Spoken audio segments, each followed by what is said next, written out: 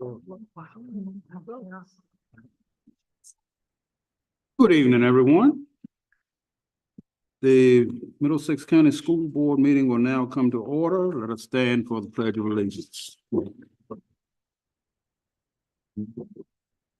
I pledge allegiance to the flag of the United States of America and to the republic for which it stands, one nation, under God, indivisible, with liberty and justice for all.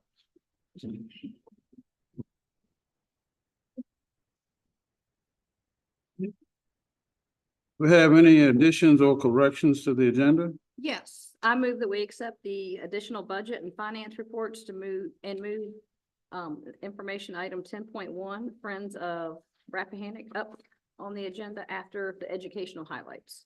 Okay,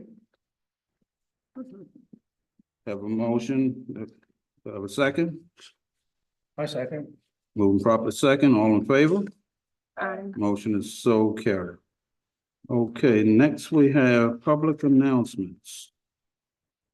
May the 19th, baccalaureate at Harmony Grove Baptist Church at 7 p.m. May the 27th, Middlesex County Public Schools closed for Memorial Day. May the 30th and 31st, early release for students. May the 31st, last day of regular classes for 23-24 school year. June the 1st, Middlesex High School graduation at 10 a.m. June the 3rd, beginning of the Middlesex County Public Schools summer flex schedule. And June the 10th will be the next regular meeting here at St. Clair Walker. Okay, next we have is the recognitions. Yes, I do have recognitions. First, I would start off just by reminding everyone, last week we celebrated Teacher Appreciation Week. And Dr. Bishop and I spent time in all three of our schools, serving, having lunch with staff. We had breakfast with our transportation department, one in the mornings, and all of our staff work very hard for our students. We had a lot of fun appreciating them, and I know that their principals celebrated them also.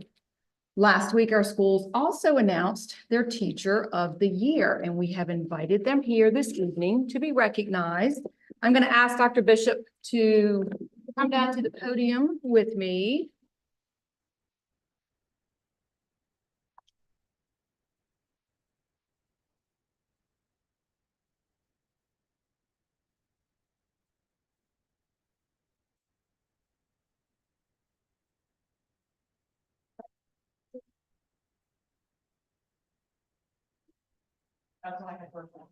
So first, we want to recognize our Middlesex Elementary School Teacher of the Year, and that is Mrs. Emma Buchanan.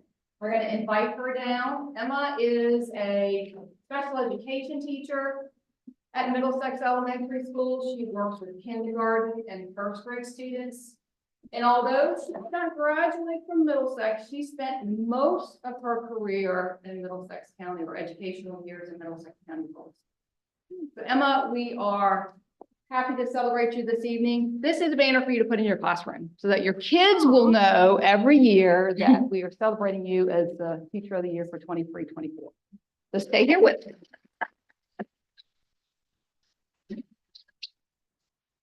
And I just realized I was not in front of the microphone. For St. Clair Walker Middle School, we will invite Mr. Matt Short to please join us down front. Mr. Short teaches technology education to our 6th, 7th, and 8th graders. He is also the sponsor of our Technology Student Association, or TSA. We're going to see some of the work he does with our students this evening when they present. So, Mr. Short, we congratulate you. Thank you for being here. We already did our clapping. And for the high school, we have Ashley Holthouse. Ashley is one of our English teachers. She is actually our English department lead at Middlesex High School. So in addition to teaching her own classes, she has been tasked with lots of other planning and curriculum development for the high school English department. So Ashley, thank you. And you have your banner. We're going to have some people on the camera. So hold on. I said we're going to get around them also. Okay.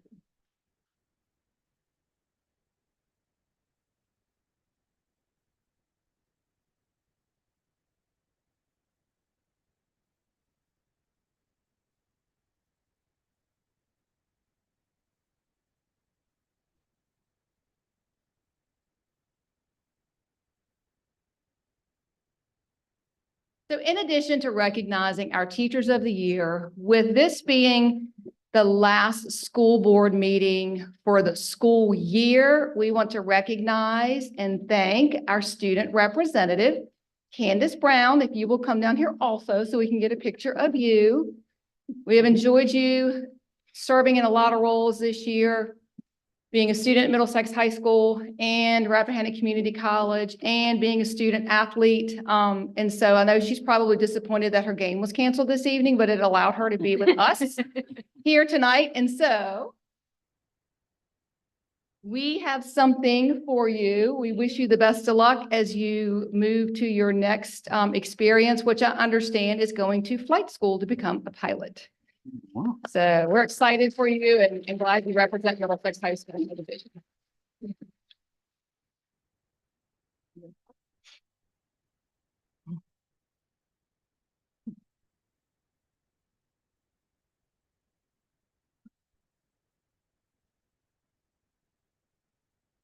Those are our recognitions.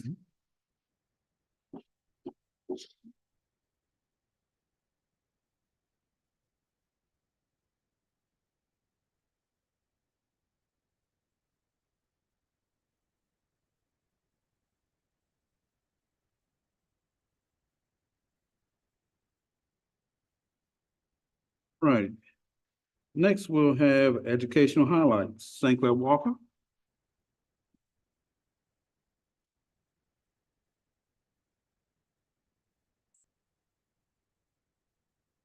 Good evening. Good evening. As Dr. Seitz mentioned, we have Mr. Matt Short, who is our Teacher of the Year, and he's also the Technology Student Association sponsor. And with us tonight, he and our students are going to be presenting about their experience this year. So students, you ready to come on up? Okay. Oh, okay, perfect. I will turn it over. to you. So just to give the attendance of the students that are here, and when you hear your name, please stand up. Some of the students are here with us today. In our TSA chapter, we have 20 students, and we have Bella Bagby, Bailey and Coleman, Kyla Blazik, Claire Dawes, Bentley Eppenheimer, Mason Fockman, Caesar Gresham, Timothy Hall, Joshua Huntley, Leon Juarez, Zeke Koontz, Xavier Morning, Ayla Oliver, Jacob Smith, Kaylee Smith, Braden Summers, Jaden Tang, Chase Watson, Austin Whitaker, and Weston Wilfrey.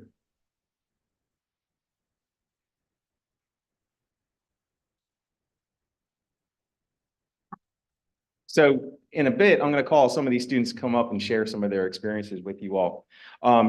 So we have a TSA chapter here at St. Clair Walker Middle School. We also have one at the high school as well. TSA stands for the Technology Student Association, where students that are like-minded and interested in all areas of technology get to explore those areas in a greater depth and also get to compete at a local, regional, state, and sometimes on a national level. And so we greatly appreciate the support that we have from Middlesex County Public Schools to be able to do what we do. And just to give you an example, at our last competition that we went to, which is called Technosphere, that was down in Hampton, there were a total of 29 middle schools that attended that competition. There was over 491 middle school students. And our students were recognized as far as the school division is concerned with their awards that they won and the achievements that they did. They came in 5th place overall out of those schools and those students that were there, or those divisions that were there. And then there's another award that's given out or recognized. We were 9th place as an individual school for their accomplishments in their projects that they've done. And so I think that deserves a round of applause.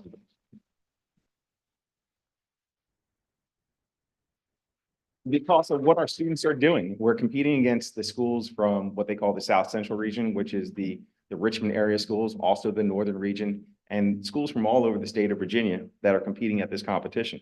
And our students often do very well. And I'm excited about that. I would like to turn this over to the students, and I'd like to have our president of our chapter, Xavier Morning, come on up, and he has something he wants to share with y'all.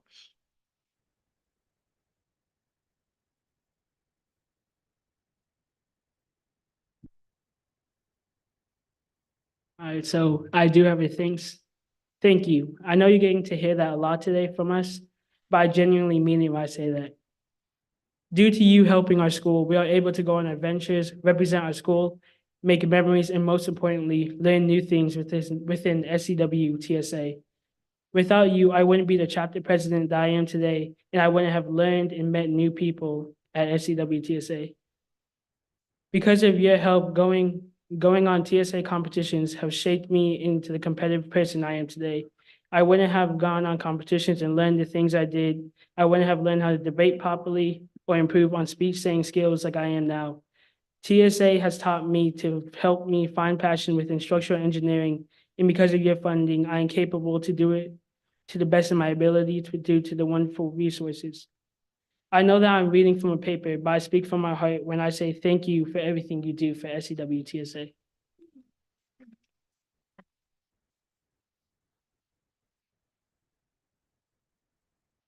Our Vice President, Kyla Blazik, would like to come up and share with us.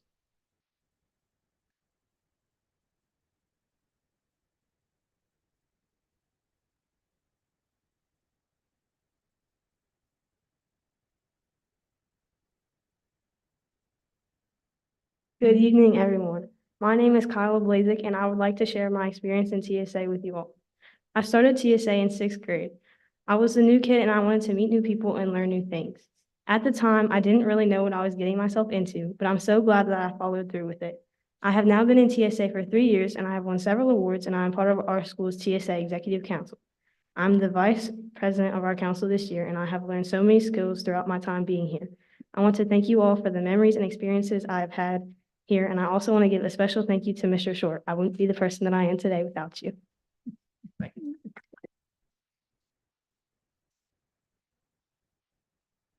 Before I call the next student up here, just to give you an idea, because they're talking about competitions.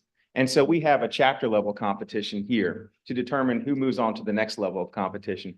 There's also a fall competition that the students attended that allows them to leapfrog into the state competition. And there's also a regional fair competition. And then from the regional fair competition, the students go on and compete at the state level competition. And in the past, we have gone to national competitions. Unfortunately, we're not attending a national competition this year, but we're looking forward to possibly bringing that back and doing that in the future.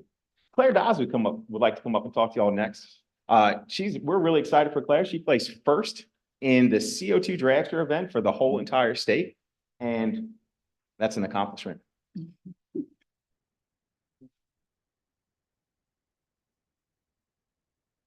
Good evening. My name is Claire Dye. This is my second year in TSA. This Technosphere trip, I competed in 2 events, Dragster and Structural Engineering, and I placed in both. I learned a lot from Technosphere, including determination, perseverance, and team building. Thank you for giving us this opportunity to advance our skills.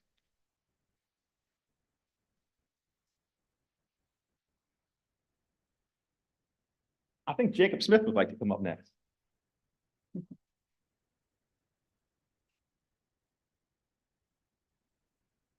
Hello, I'm Jacob Smith, and I have competed in the past fall competition and state competition. I have learned many things from TSA.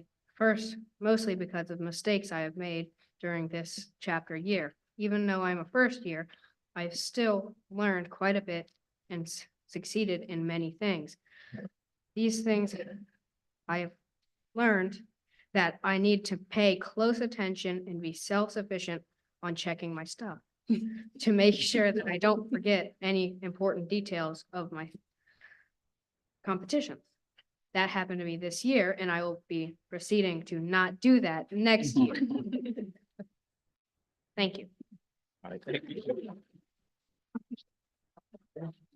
All right, I'm going to grab a team group up here. I'm going to get Liam and Weston come on up here. They're going to talk about a system control technology event that they were part of.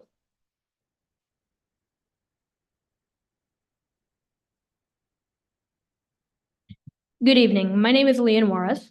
And mine is Weston Wolfray. And we both compete in an event named System Control Technology, which, yes, it sounds very complicated, but really it's not. So basically what you have to do is they give you a problem, and then you have to code or make whatever that problem is. And so in both of these regional and state fairs, we have placed. In regional, we have placed first, and in the state, we placed second. And without Mr. Short here, We wouldn't have been able, and without your support too, we wouldn't have been able to be in all of this. This is probably the greatest choice I've ever made in my life. Our Republic. You good? Josh? Josh Huntley has prepared something for us.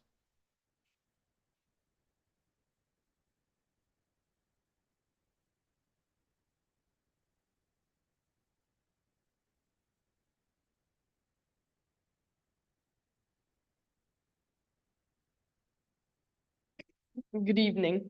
While I just found out I was going to speak at this board meeting today, it's okay because no speech could explain all what TSA has done for me, not just as a club, but as a whole experience. It's helped all of us, not just to build a dragster, write a story. It taught us about responsibility and critical thinking, what we can all apply in our future. And I'd be glad to do TSA next year and in high school and keep using these skills in our careers later on. Thank you.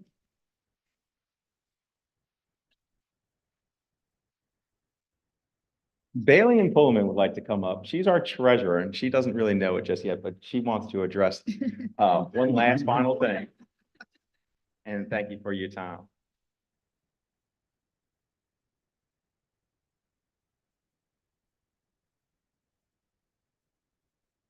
Good evening. My name is Bailey Ann Pullman, and I've been in TSA for 1 year. I am our chapter's treasurer, and this year could not have prepared me for how thankful I am for y'all supporting our TSA chapter.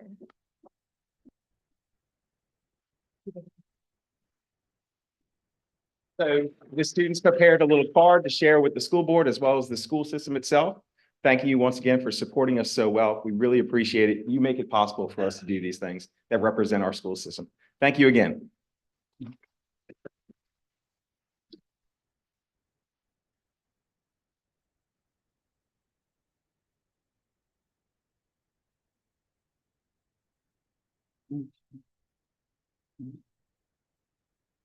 All right. All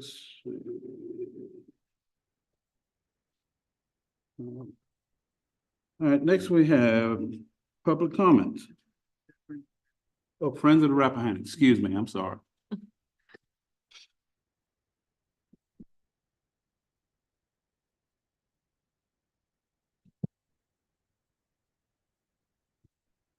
Good evening, Chairperson Reed, members of the Middlesex School Board, and Dr. Seitz. We are Robin Didlake and Claire Wilmore from Friends of the Rappahannock. We had the pleasure of working with the Marine Science Legacy Program to provide environmental education to your students over the 23-24 school year. Tonight, we would like to spotlight the amazing work and partnerships brought about by your dedicated teaching staff. They were open-minded and enthusiastic about many opportunities that our organizations had to offer. Marine Education Day is organized by the Marine Science Legacy Program with Clark Laster as the coordinator. Middlesex students from the 4th and 7th grade were in attendance and enjoyed our hands-on activity of bagging oyster shells for the reef in Urbana Creek. During the 2023-24 school year, Friends of the Rappahannock teamed up with the 6th grade science teacher, Ms. Marr, to provide lessons on issue definition and solutions for cleaning Urbana Creek. These were the first steps for a meaningful watershed education, or MWE. On May 1st and 2nd, the students went to Urbana Creek for an outdoor field experience and saw firsthand what they had been learning in the classroom. The students conducted water quality testing, collected and identified aquatic species, and kayaked over an oyster reef. We also work with Clark Lester and his students on a restoration project in Urbana Creek. The students learned about oyster habitat, canoed Urbana Creek, and dumped live oysters into our oyster lease. Each oyster will filter about 50 gallons of water per day. Looking forward, there they are. They're the kayakers. That's the 6th graders. And these were the students from the high school and dumping the oyster shell. Looking forward to the 2024-25 school year, Friends of the Rappahannock has applied for a DCR MWE grant to train teachers and to help implement full MWEs at 3 grade levels. And we will find out June 1st if we received that. So we're excited about that. Friends of the Rappahannock Alliance for the Chesapeake Bay and the Hanover Caroline Soil and Water Conservation District have been working with the steering committee to create an environmental literacy plan. The plan will be available this summer. Rising ninth graders will participate in a summer field experience on Urbana Creek. They participated last summer as well. And the goal of the Marine Science Legacy Program is to offer meaningful learning experiences that enhance student understanding of the ecology, history, culture, and economic impact of the Chesapeake Bay and its tributaries. Finally, the program, we are working with Middlesex County Public Schools, Friends of the Rappahannock, and the Marine Legacy Program to create a sustainable programming that will help your students. And we had our first meeting last week, and we hope to develop a robust calendar of activities for your students next year and in the future. You have any questions? Very good. Well, thank you so much for allowing us to work with your students.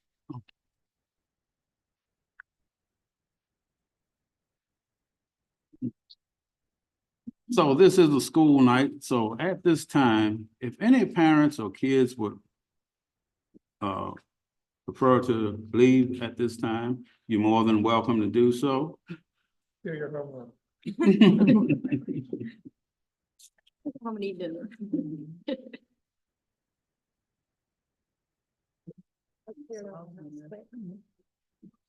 Both presentations. And there's one on there. Yeah, I mean, when just two. When I talked to your TSA, it was just right. And that's what it's just. Yeah.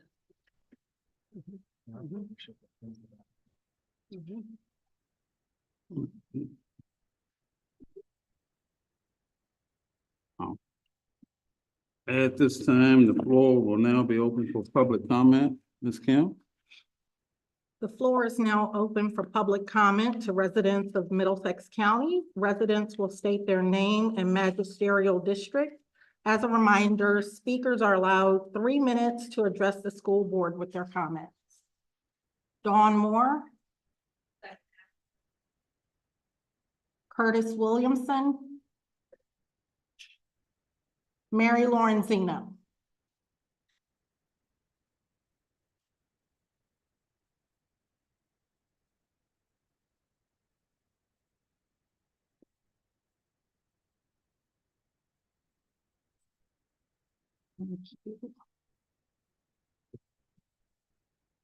Good evening, Dr. Seitz and school board members. On behalf of the MES Parent Teacher Organization, I would like to express our excitement on what we believe has been a tremendous year of our PTO. I'd like to take a moment to highlight a few involvements. At the beginning of the school year, we hosted a snack bar for welcoming teachers back to school and helped out with open house. The PTO also partnered with Jill Shores, a third grade teacher who wished for raised flower beds for the third grade garden. The PTO was able to purchase 6 raised flower beds for the students, along with supplies for their use in September. In the fall, we collected over 735 pounds of candy, planned and orchestrated our annual MES PTO trunk or treat, where over 1,500 people were in attendance. This not only is a family activity for our organization, but also a fundraiser. We sold spirit wear in the fall, allowing families an opportunity to buy MES spirit wear shirts, with proceeds going back to the school. The PTO teamed up with Ms. Seagull, our librarian, to help host the fall book fair, including organizing all of the volunteers, decorating for the event, helped with family night, setting up and taking down the fair. The PTO was excited to partner with Ms. Daniel in what we made our personal mission to help promote Project Play. In this planning, we had a booth at this year's Urbana Oyster Festival to promote the extreme need of our new playground equipment for our 600 students. We helped to spearhead the project and raise awareness of the need while also raffling off tickets and taking monetary donations. We helped with the K-Kids Thanksgiving food drive with providing rewards, along with hosting 2 more staff snack bars for Wellness Wednesdays.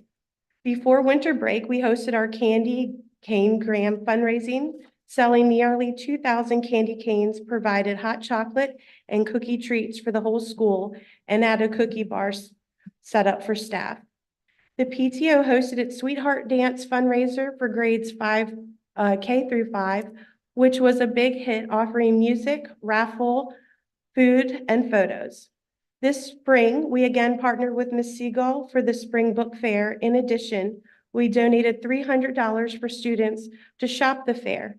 We were able to put 60 brand-new books in students' hands that otherwise would not have been able to purchase on their own. We sponsored a Spring Bunny Gram fundraiser, selling over 1,000 grams. Families participated in our family paint night, where they could buy a ceiling tile to decorate along with a dinner. The PTO donated $1,200 to grade level PBIS celebrations, along with donating their time with popping popcorn and handing out to students during these monthly rewards. We also donated money to K-Kids Spring Toy Drive, along with providing rewards for the club and grade level winners. We have donated to each homeroom K through 5 with tie-dye kits for homerooms to design their own shirts for the upcoming field day, along with donating items to the field day. We've also have goodie bags for our SOL grades 3 through 5 to receive tomorrow for the completion of their math SOLs. We'll be hosting the 5th grade promotion breakfast on the last day of school. Woo, what a busy, fun year we've had. I would like to recognize the incredible parents who have dedicated their time to these events, who have sent in items, and who have supported the planned events. For without them, we would not have been able to do half of what we do. I would also like to thank Ms. Daniel and Ms. Lewis and their staff for the dedication to our organization, for attending meetings each month, for taking their own time to help and support these activities for the enrichment of our children. Ms. Daniel, in particular, has gone way above and beyond to support our PTO, hearing our ideas, wishes, and requests, and has helped guide us through the process.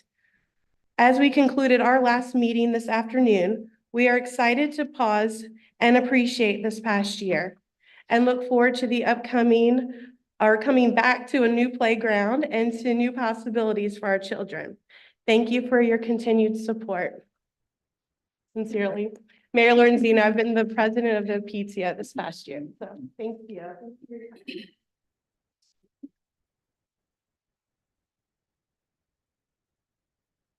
All right. Public comment is now closed. Oh, I had 2 more, Oh, I'm sorry. I am so sorry. but that's okay, because Caesar Gresham, okay, and David Gresham.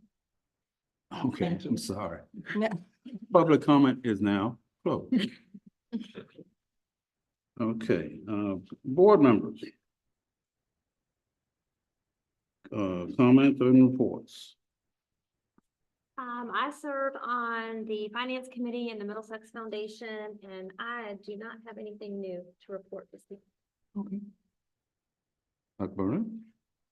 I serve on the Chesapeake Bay Governor School Board of Trustees, and on May the 2nd, Dr. Seitz and I had a chance to go to some of the classes over at RCC Glenn's and had luncheon provided and get to know the program a little bit better than I think we could have. And I really appreciated the opportunity. Although in the math class, I wasn't quite sure what was going on. I think it was pre-calculus, but way over my head, and was impressed with the level of instruction.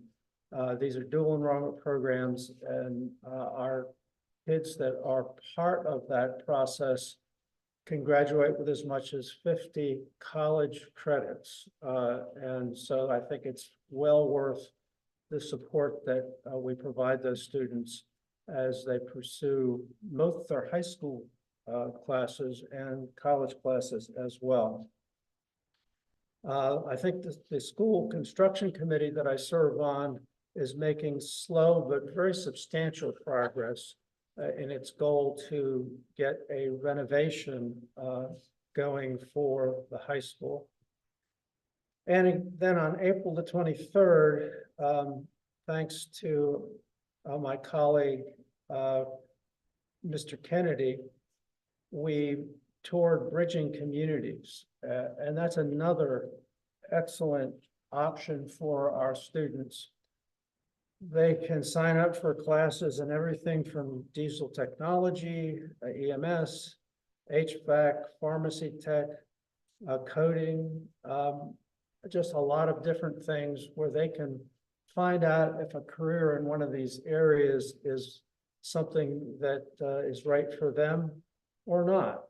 And I think that the enthusiasm that I saw over there is something that I think that these students appreciate the opportunity, and is another area that I'm pleased that we're able to support.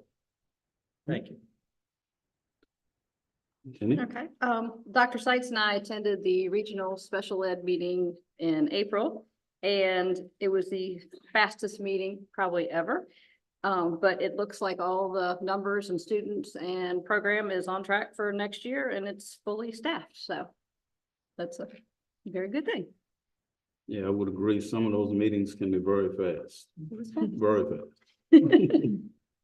And I have nothing at this time.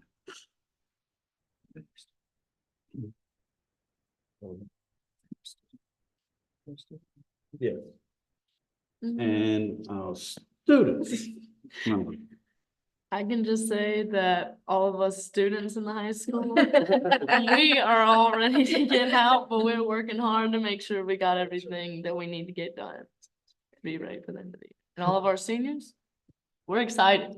We are excited to go to the next chapter, but a little scared at the same time.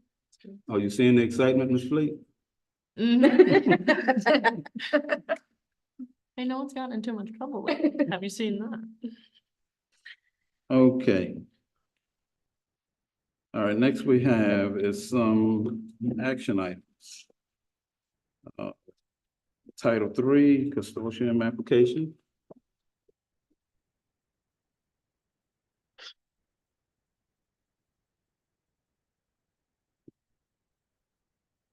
Chairman Reed, members of the board, Dr. Seitz, I'm bringing the 2024-25 local consolidated application for your review.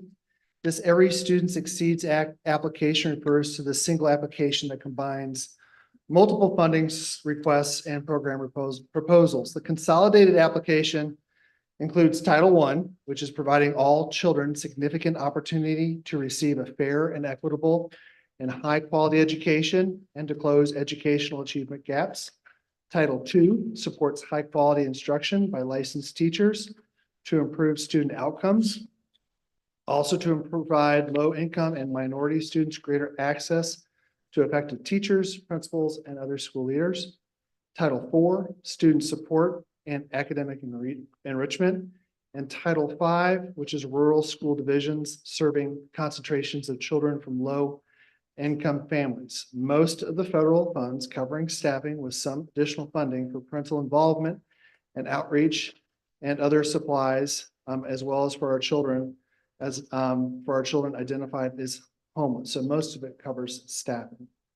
MCPS also participates in the consortium for Title III.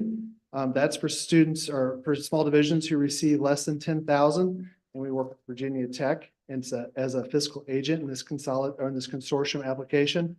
The funding in this application covers materials, supplementing what we already provide to all students, as well as support with travel and professional development for our ELL teacher or general education teachers gaining strategies and supports for students who are English language learners. The students are primarily in the English or in the elementary school right now, with a few in the middle school and high school as well, in terms of our ELL students. So those applications, the consolidated and the Title III consortium applications are there for your review. Any questions? Thank you.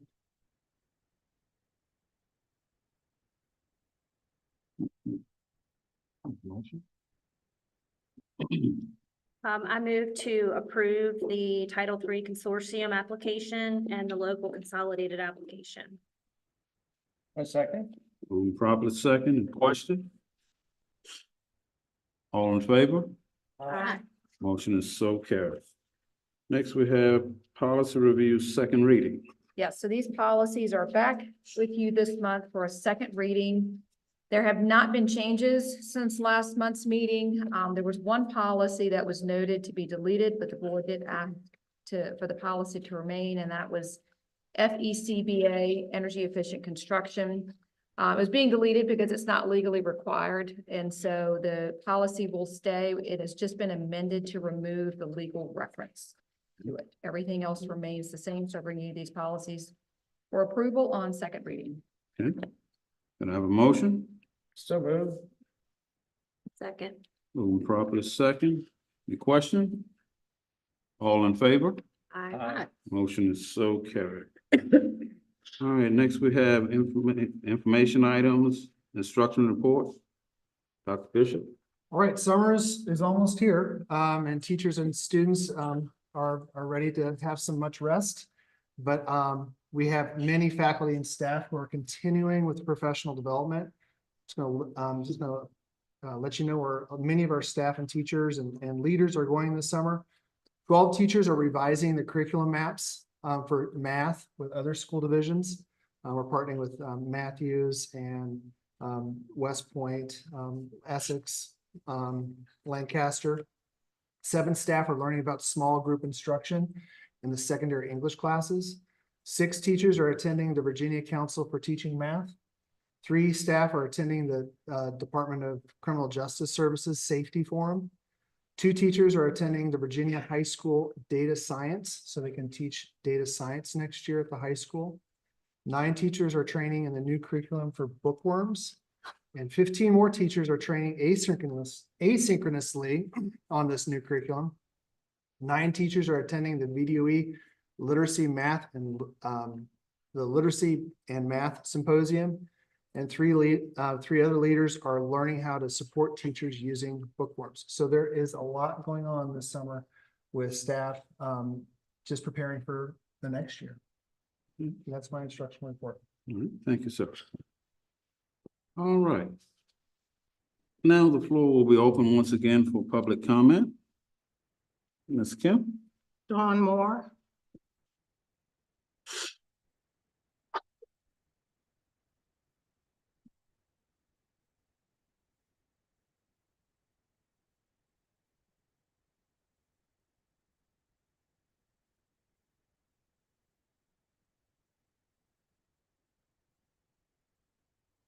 Had to bring a blanket, it's a little cold in here. My name is Dawn Moore. I'm in the Saluda District. Good evening, Chair Reed and board members. At the last school board meeting, there was a statement made that was a little inappropriate as far as I'm concerned. I do understand decently and in order, as I believe the rest of us do. I would like to remind you that your positions are elected positions. You are to oversee the governance of the school policy, but you're also responsible for the enforcement of the policies. And with being elected, you are also accountable to the constituents in your district. At this present time, I see the school is being run more like a business. It is no longer about the students, it's about the scores and the policy aspect. I have recently had some issues that had to be dealt with. And of course, I talked to the teachers and met with the principals. But there are several parents that are having issues as well. I do not sit down and wait. I will approach and try to head it off at the path. And some other parents do that as well. When as parents, we are not getting the outcome we feel we deserve, we are expected from the administration. This is the next step, is to come here to you, because who holds the administration accountable? The school board. I hear the next step is to come to you, of course, and hear that it's a privilege for us to come here and speak out on issues. I see that as a problem. You should welcome our statements, and we should also see results. If there is an ongoing issue and it has not been dealt with, I would have to question the school board's position on the education of our children. I believe if the punishment fits the crime, but I also believe in listening to the student. As much as we always want to believe the adult, I will tell you I do not.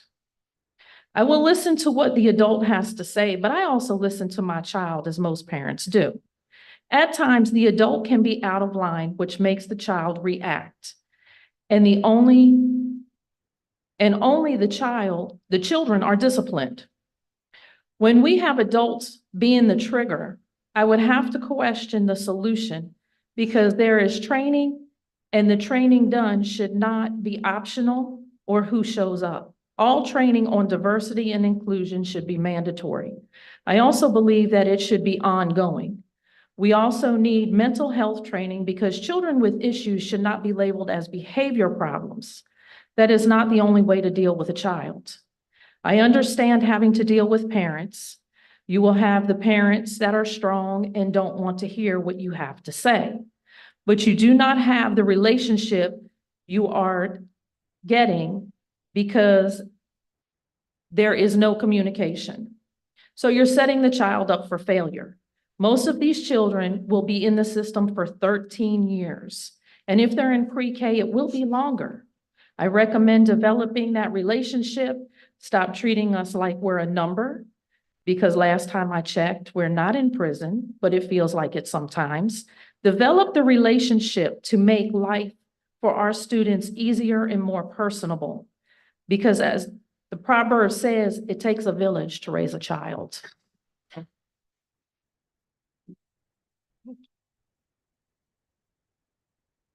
Curtis Williamson.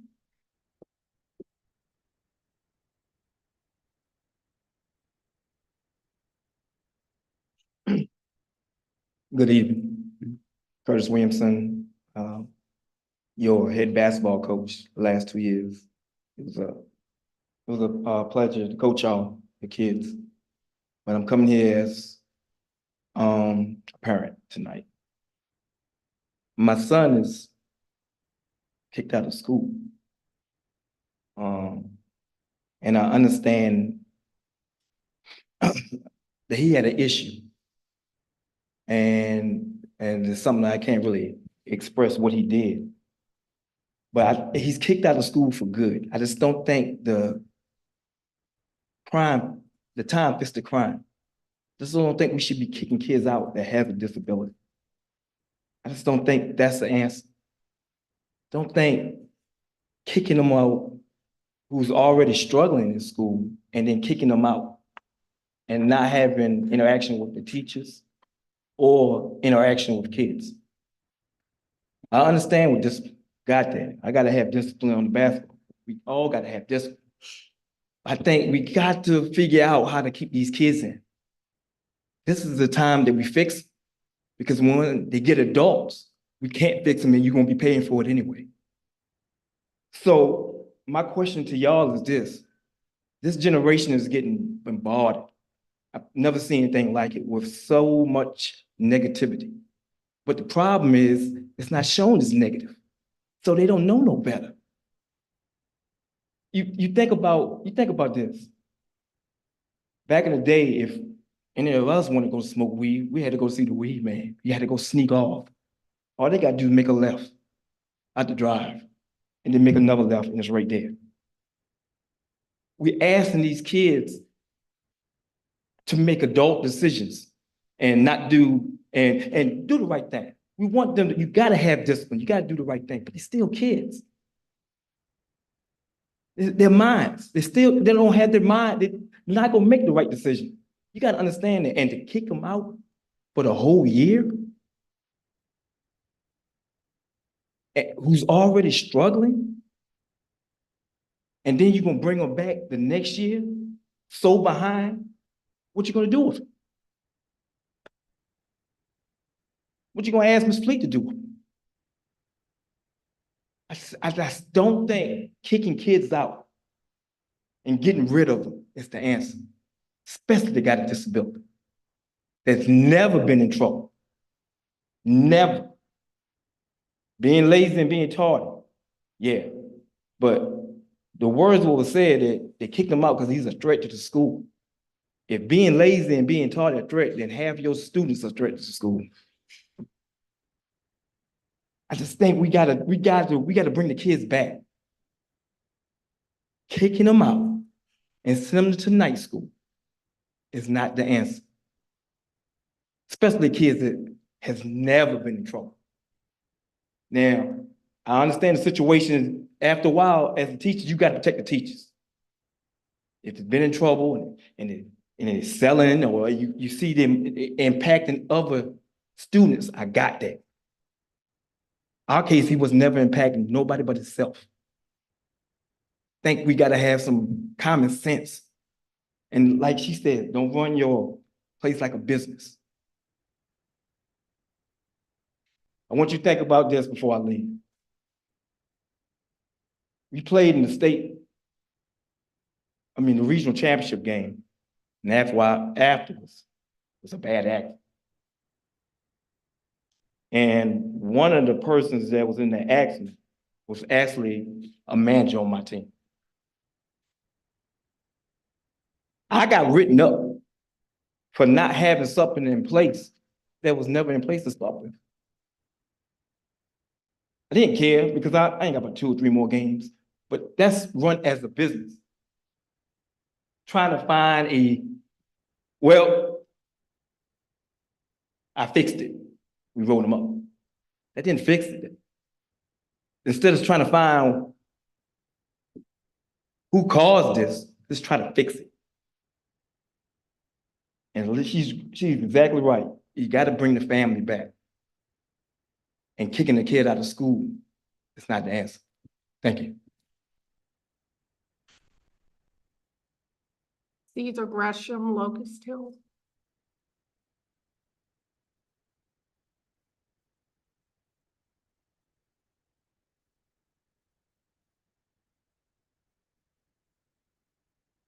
Good afternoon, everyone. All right, so first, as far as everything done and Kurt said, that was great. So that was perfect. All right, so I'm going to start off first commending Ms. Teagle, the guidance counselor at the school. She's been the one, since my son's been back in school in March, she's been the one person, but pretty much the only person that's been supportive as far as with my son, making sure that he's got his work, making sure if changes are being done that we get notified, because my son has extreme anxiety. These are all things that's important, which is also under his 504 plan. But not even his case manager, you know what I'm saying, did any of this, you know what I'm saying? This is not her job to do it, but she's the one that's been doing it. And I'm beyond appreciative for her, because she definitely sets the example of what collaborating with parents and can do for children. I mean, we've had our disagreements, we disagreed on things, but she always remained child focused, never tried to retaliate at my family or my child, always did what had to be done, I'm saying, for my son. Never, it's just been good as far as helping him since he's been back in school. Now I'm gonna go into the latter part of that. Now, back in October, and I'm addressing the school board. If someone is on this stage that I say their name, I'm addressing the school. Back in October, Dr. Bishop illegally removed my child from school. Every meeting I've came to, I've said something about this, and nothing has been done. It's no accountability when it comes to someone doing something wrong, when it comes to administration. I filed the appeal, and it was rejected because said I needed to use the word hearing. I have the documentation showing this, and once again, nothing was done about it. But I'm supposed to be able to trust and believe and continue to work with the person that I know illegally removed my child from school, and nothing's happened. When a kid does something that's illegal, then it's no problem pushing them to court services, having them go to diversion if they do something that's illegal. But when someone does something that's on the administration side, it's no accountability. And these things can't continue to happen. My son dealt with racism this year. He's dealt with bullying. He's dealt with administrators lying on him when we sit in meetings, and I These meetings are recorded, and by the time the end of the meeting is finished, what was told from the beginning was the complete opposite. I brought these things to everyone prior to having to come to the school board meetings and having to speak out, but nothing ever changed. Nothing ever happens.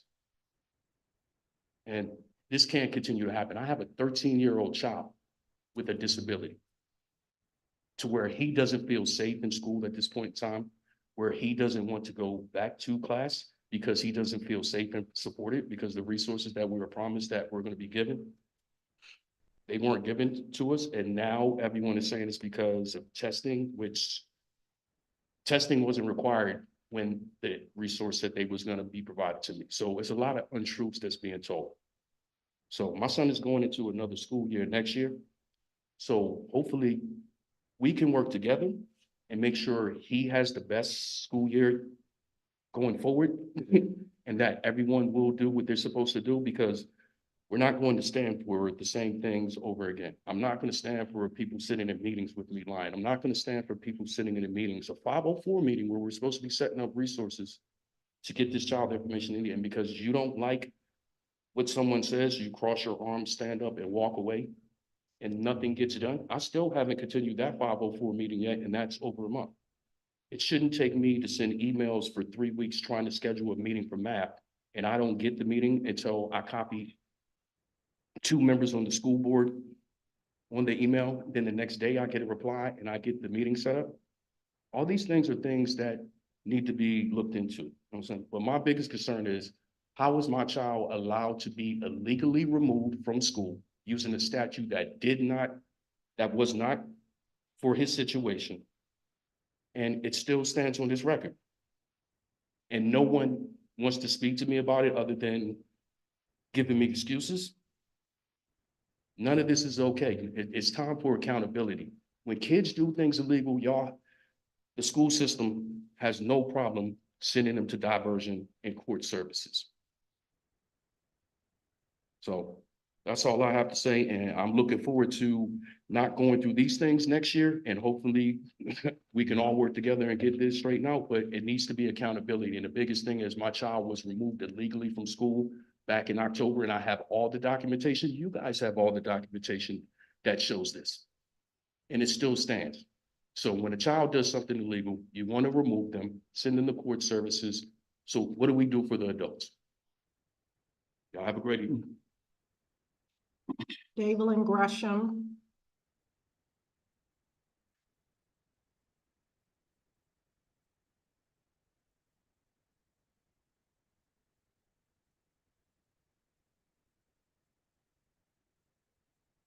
Good evening.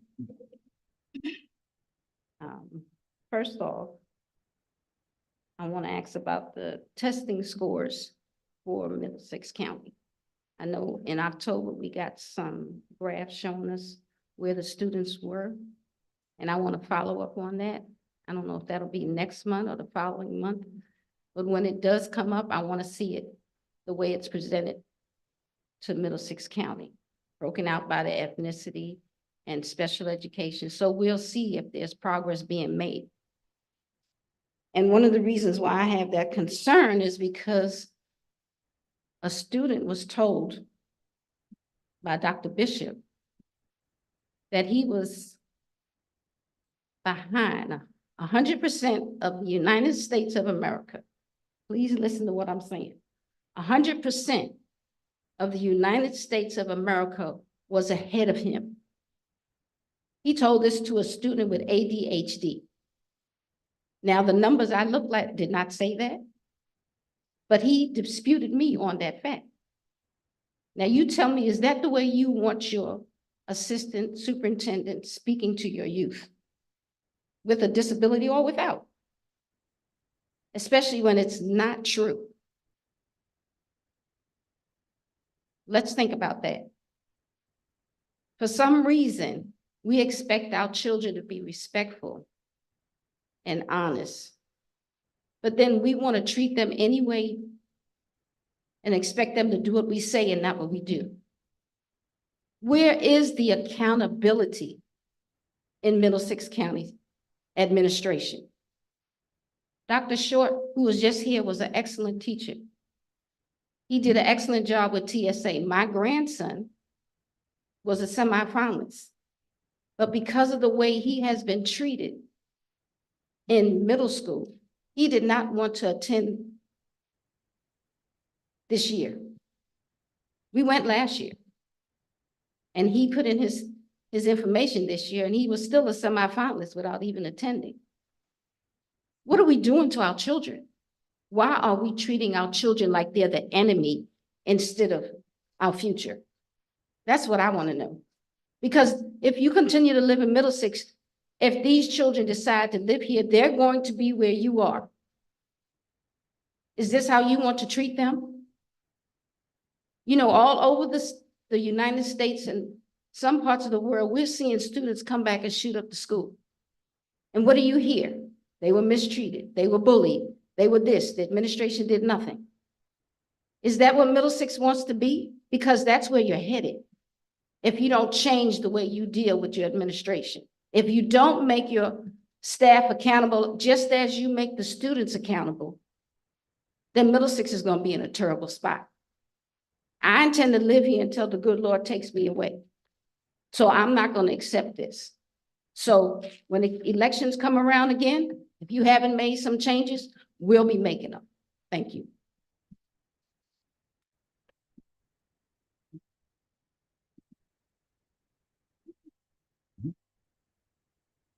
Okay, public input is now closed. All right, next we have superintendent's report, Dr. Sykes. Yes, I have a few things to update you on this evening. First, I will start with budget. I attended and actually I participated in the Board of Supervisors meeting last month, where they approved both the school board budget and the county's budget. The budget that they approved included the additional funding that we were looking at from the General Assembly's budget or from that conference, even though at that point, the governor had not signed a budget yet. Based on those conversations and some other follow-ups with staff at the state level, the Board of Supervisors did move forward, like I said, with approving that budget, including those funds. We have issued contracts. We issued contracts to staff last week that did include the 3% compensation increase. And with the employer absorbing the additional 9% insurance increase, and those contracts are due back tomorrow. I did learn this afternoon at the end of the day that the House and Senate passed the House bills and Senate bills related to the budget with a compromise. The compromise that says retain the major educational items from the conference report. And the conference report is what we were basing budget approval on, with the exception of additional sales tax to be received from the new digital sales tax program. And so the bottom line on that is, until we can get calculation tools from the Department of Education, we won't know exactly what those numbers look like for Middlesex County Public Schools. Communication from the state superintendent's conference. We'll plan to have distribution sheets out in the next couple of days to divisions, and that'll give us a larger overview. But again, it doesn't give us the exact amount, but they do report that it will be similar to that conference report. So there may be some decrease on the sales tax piece, but then we're also learning that there may be some increase on the lottery per pupil based on the increase that the state has experienced for FY25. And so we will wait to get those numbers. If there are any major changes and that it does not come through with the amount that we had budgeted for, then it could be that I go back to the Board of Supervisors and confirm what those amounts are. They did approve the budget, but they will not make their appropriations until early June. And so for us, it just depends on how quickly the calculation tool will come out. In addition to looking at FY25, I don't know if you remember a few months ago, I shared that the governor did amend the current budget, which is the FY24 budget, considered the caboose budget. He made some significant cuts there, so we had been watching those and watching our spending. And so we do know, or communication from the Superintendent's Association is that the first priority for VDOE will be to look and see if any of those adjustments will impact the FY 24 ADM calculation tool.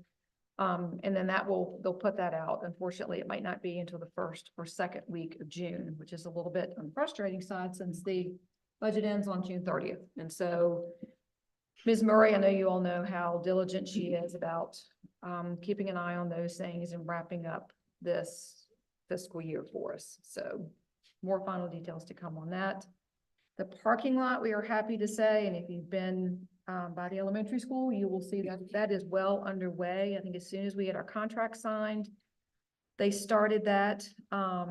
We may have to get a little bit creative on the last day of school for that grassy space because of some of the events that go on then.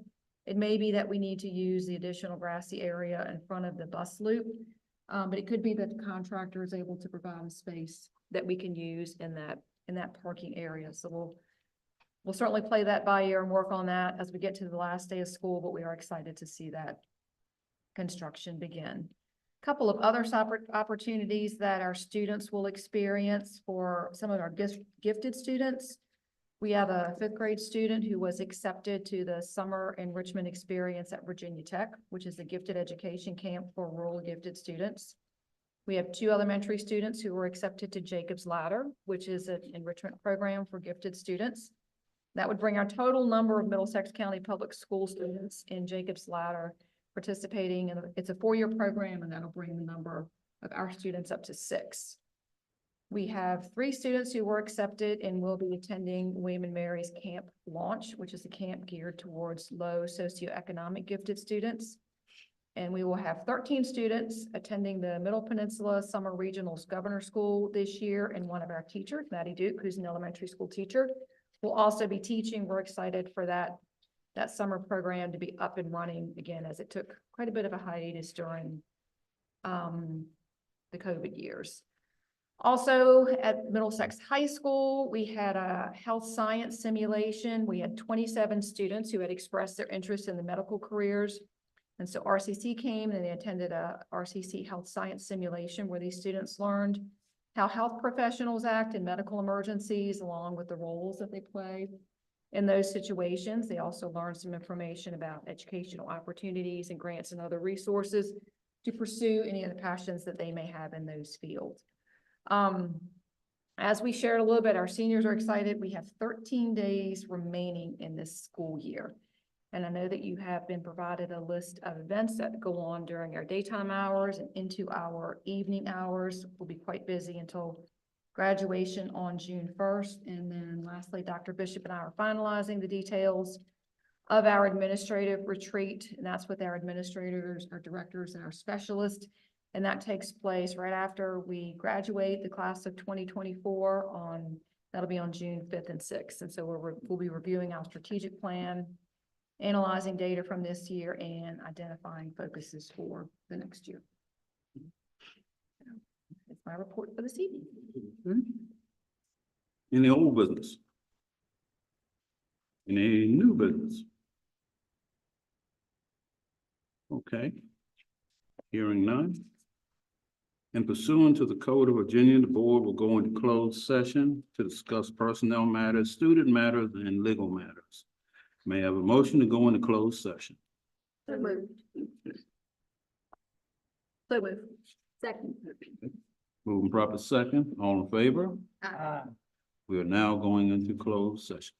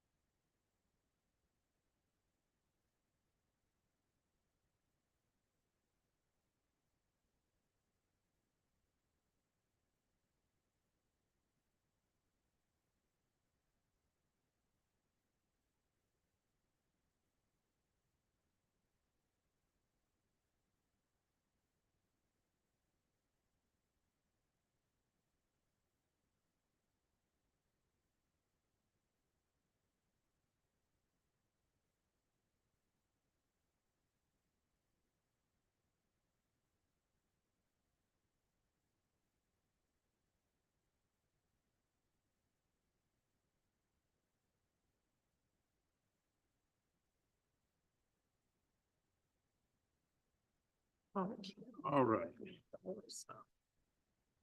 Let's see. In pursuant to the code, oh, can I have a motion go back into? Second.